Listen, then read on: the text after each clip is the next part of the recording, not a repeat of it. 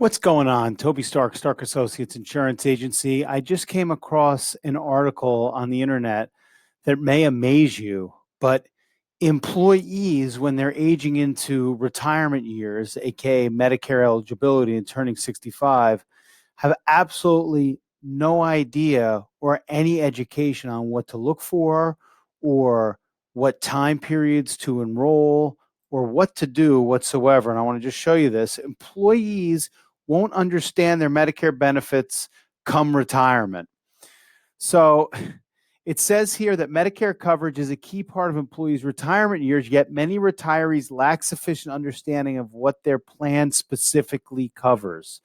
And that goes into you working for an employer for most of your life, hopefully, and having the security of that employer, but also enrolling in a medical health plan that you never knew much about. Thankfully, you were healthy, so you don't know what insurance plan's in your pocket. You have no idea of what to do. But if you see a doctor, it might be a copay or you're not sure. And every year you have this enrollment period. And somebody like myself yammers on up there about the benefits and copays, deductibles, maximum out of pockets, pre-approvals, and then gives you a 12-page plan summary sheet that shows how the plan works. And you take it, you file it away or throw it out, never to be seen again. So generally, when you're onboarded as an employee, you're handed an application for benefits, you sign off on it, and you have benefits. To never make any type of medical insurance benefit decision again until you are then left outside of the employer. You're leaving and you're on your own. You're now a consumer and you need to purchase a Medicare Advantage or supplement plan per se. But you don't know what networks are. You don't know what deductibles are. You don't know much. One thing you do know is that there's all these solicitations coming. Pick me, pick me, pick me to all these insurance carriers. So which one is it going to be? So indeed, 29% of U.S. adults age 65 and over with Medicare say they don't fully understand Medicare Advantage plans, and 23% say they don't fully understand Medicare supplement plans, according to a survey here. Furthermore, 59% of Americans found that Medicare Advantage enrollment process was very easy, but only 48% said the same of the Medicare supplement. I don't know what that means. Medicare Advantage is easier to enroll in. There aren't any underwriting questions per se in Medicare Advantage, but at times with Medicare Advantage and the networks and the restriction of the networks, that it might be easier to enroll in. But 2 or 3 years down the line, you didn't know that what happens if you have a hospital event or see a doctor that refers you and that doctor that you go see doesn't take your plan, or your plan changes wildly, or your benefits change and you're restricted by a network.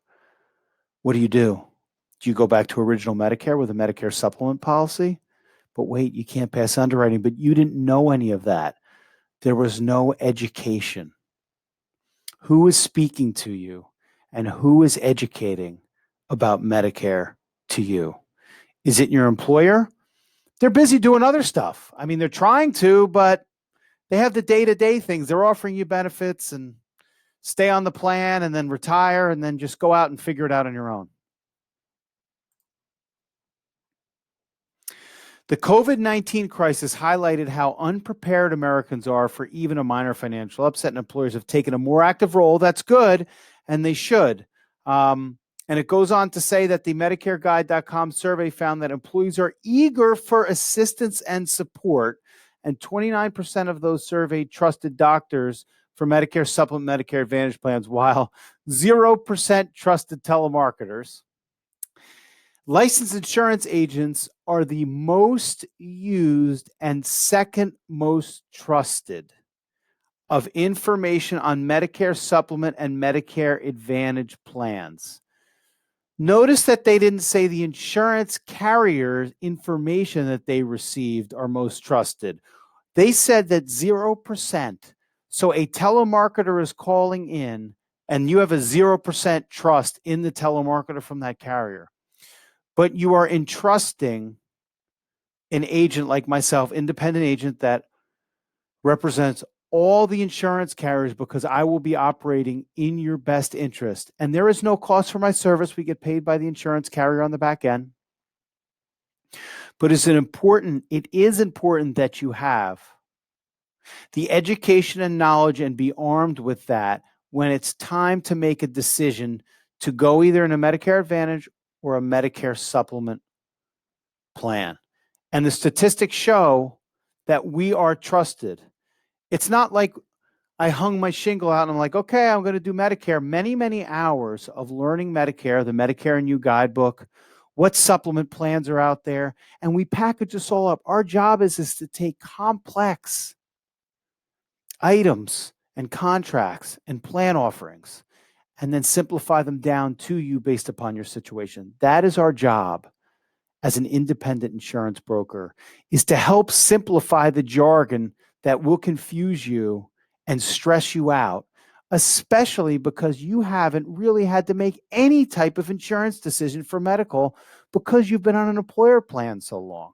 Now, that is starting to change a little bit because of the federal government and the states now offering subsidies to people where people that don't have access to medical coverage through their employer can go online and shop for it now and get a subsidy. So now they're starting to become a little bit more familiar on what these buzz terms are, and there's a little bit more consumerism, but we're still a long way off. So if you're heading into retirement or you're 65 years of age and you're not sure what you need to do, you need to reach out to us, Toby Stark, Stark Associates, and I'll leave my information below, or ask us a question here. We won't bite. We'd love to interact with you. This is social media, and this is interaction, even though I'm just looking right into a camera and nobody's speaking.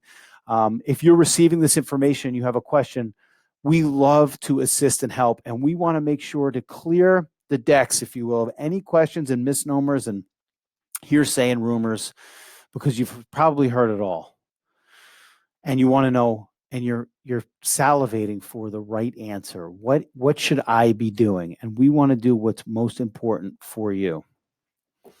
So that shows that there's an overwhelming amount of information to be obtained from a diversity of sources and can be overwhelming for people who are just beginning to think about this subject. The fact is there's so many options available to them that there can be a sense of decision fatigue. I'd say you're going to get showered with so many solicitations, phone calls, Joe Theismann.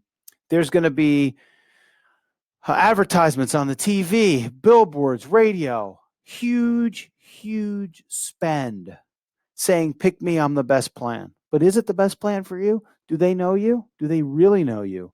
Do they ask the questions that need to be asked for your particular situation and customize a solution for you?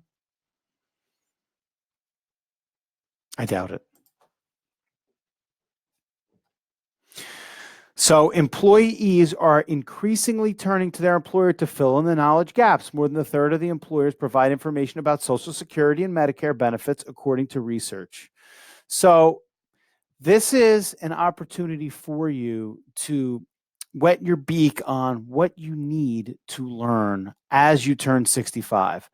And this may not apply to you now. Maybe you're at a larger employer and you're 67 or older, 75 per se, but you're going to have to go through the same learning curve as if you were turning 65 because you'll be learning about Medicare for the first time.